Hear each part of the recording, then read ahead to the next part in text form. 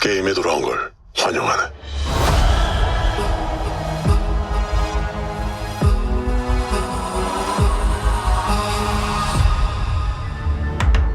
So I just came from watching the final episode of Squid Game Season 2.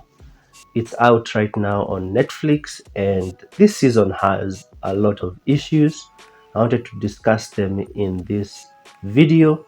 Some of these might come off as me nitpicking, but once you have enough problems in the show, they sort of compound and affect your viewing experience. So my first issue has to do with the Russian roulette that happened in episode 1. This review is going to have spoilers, so if you have not watched this season, you might want to stop watching, go watch the whole thing, and then come back here. Yes, there was this episode 1, where they had a Russian roulette between the recruiter guy and the main character. This scene was good, but let's be real, the main character has plot armor and he has already survived the events of season 1, so this entire Russian roulette scene, though it was good, it was kind of pointless. In fact, I would have just preferred if he had taken the gun and shot the recruiter guy. I would have preferred if there was like a struggle for the gun and then he ended up shooting him, other than doing Russian roulette. And I know that the guy is not going to die because there's like 5 other episodes or 6 other episodes to continue the show. My second issue has to do with the character of Thanos, the SoundCloud rapper type dude, and the crypto guy. Now, the crypto guy had the issue with impregnating a girl, and then he sort of like disappeared on her. So at least he had a sort of 3D-ness to his character. But the character of Thanos, one of the most annoying characters ever. That character came off as the most generic high school bully type character. And then somewhere in episode 7, they try to give him a bit of a backstory, and then he dies. So to me, I found the character to just be quite annoying. Thanos was quite annoying, especially this one part where a girl asks him, "Oh, have you collected the Infinity Stones?" And then he shows off painted nails. I was like, anyway, there's a scene where the main character, he has his tooth removed, and then it's replaced with a chip. Why wasn't he like bleeding? I mean, the tooth was bleeding, but if you remove a tooth, there should be blood. There should be swelling. You should be taking painkillers for a while. Doesn't anyone notice this? I feel like I'm taking crazy pills! I know this is like a nitpick, but it's like they just removed it and then put something else, and it's like the process of removing a tooth is kind of messy in my opinion. Episode 4, 6 Legs. Yeah, I didn't like this game that they were playing. Why? Because it came off as a fun game. You know, Squid Game is supposed to be like a death game. Yet even the music of this episode was kind of all goofy and funny, and people are having fun, and I was like, I just didn't like it. In season 1, all the games were sort of like tense, and you never felt like these guys were having fun. You felt like they were in deep shit. But this episode 4, 6 Legs, that game, everyone just came off for just having fun and enjoying themselves. And I was like, am I watching the Olympics or am I watching the Squid Game? In episode 1, the main character shows his nakedness to a child, or a child walks in on him. Why does this scene exist? If you're going to strip down to search for a chip inside you, you might as well close the door. Also, if you're just going to have someone walk in, why does it have to be a kid? So I know, as I said, it sounds nitpicky, but I was like, why does this scene exist? When you're writing scenes, they're supposed to like serve the plot. So I was like, why does this scene exist? Speaking of existing, why does the character of the shaman, there's this shaman lady, why does she exist? She was one of the most annoying characters ever. She was so annoying, even some of the characters were like trying to tell her to like shut the fuck up. She was so annoying.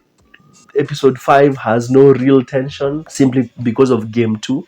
But game 2 had no real tension because someone could fail and try again, which just removed all the tension from the episode for me, episode 5. Do you remember in season 1 when contestants were told to cut the shape out of the cookie dough?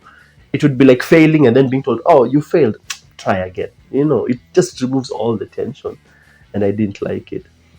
In this season, characters come off as wanting to play the game because of greed for money, whereas in season 1, they were playing the death game because they had like no other way out. So in season one, it was like a lot of characters were saying in season one, a lot of characters were saying my situation at home is so bad that I can't go back there.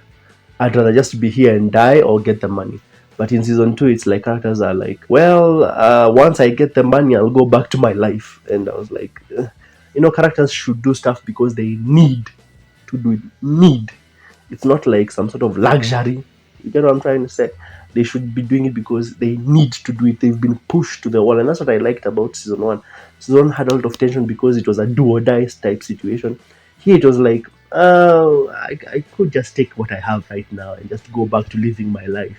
I should also mention that Gihun, the main character, his chip was removed, the tooth, but the old lady, the mom who came with the son, she had like a knife that was in her hair, that was like a pin, like holding her hair.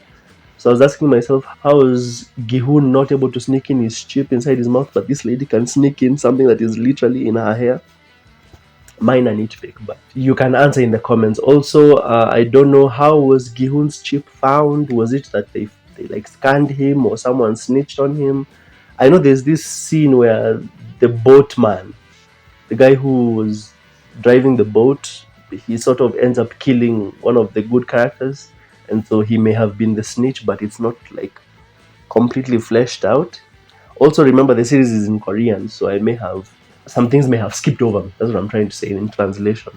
And also, my last issue was there was a trans character, player 120. This character in like the first, I think, 4 episodes, she's treated like a joke. You have characters being like, "Ooh, look, she used to be a man, now she's a woman." It felt very gimmicky. It felt like the character was just there so that she could be mocked. Like the old lady, the mom lady, she says something like, "Ooh, she has such big boobs for men," or something like that. And then later she asks the player 120, the trans lady, she asks her, what do you need the money for? Is it for your surgeries or something like that? It just comes off as if they are ridiculing her. It's only until later, once she starts talking about how she used to be in the army, how she's been discriminated because now she's trans, that she now becomes like a more well-rounded character. But other than that, I didn't like the way they dealt with player 120, the trans character, in like the first 4 episodes. Other than that, I'm not saying that the show is bad. These were just my issues when I was watching. The show does have a lot of positives. For example, Lee Jung Jae, the main character, the lead actor, he's still very good. It was nice that in season one he showed up like, goofy and happy for the games, and then here he's like serious and very like Trump mug shot, which shows that he has changed. He's not coming back to the games as the same person. The game of rock, paper, scissors -1 was pretty good. I liked that one. It had some real stakes because the two guys who were caught, either of them could have died. There was some drama with the guards regarding the bodies, so I liked that as well. Russian roulette, as I said, even though the main character has plot armor, it was a really good scene. It was one of the more intense scenes in the show. Some of the contestants, I really liked them. Like I said, I liked the mom character and the son. I liked the marine guys with the tattoos. I liked them. They were kind of funny. The inclusion of player one into the contestants was also very nice. I like the fact that season 2 does not recycle season 1 games. There's some new games, especially the one which was spinning, game 3, where they were spinning, which was sort of like a sort of musical chairs type game. And the music is also good, especially when they were doing red light, green light. The music there is really good. And the last episode was pretty good. So a good chunk of good stuff and a good chunk of bad stuff. As I said, the bad stuff may come off as nitpicky to you, but it affected my viewing experience. Out of 10, I think I'd give season 2 a 7.5 out of 10, where I'd give season 1 a 9. Yeah. Also, I realized that in this season, there aren't any emotionally hard-hitting episodes like in season 1 when you had the old man die, or the old man sacrifice himself.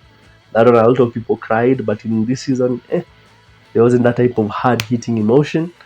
But those are just my views. Tell me what you thought of this season. If you've watched it, I'd really like to know. I'm assuming if you watched this spoiler review, you've watched it. So tell me what you thought. And then on this screen, I'll leave other reviews I've done for this for Netflix this year. Thank you so much. I'll see you in the next one.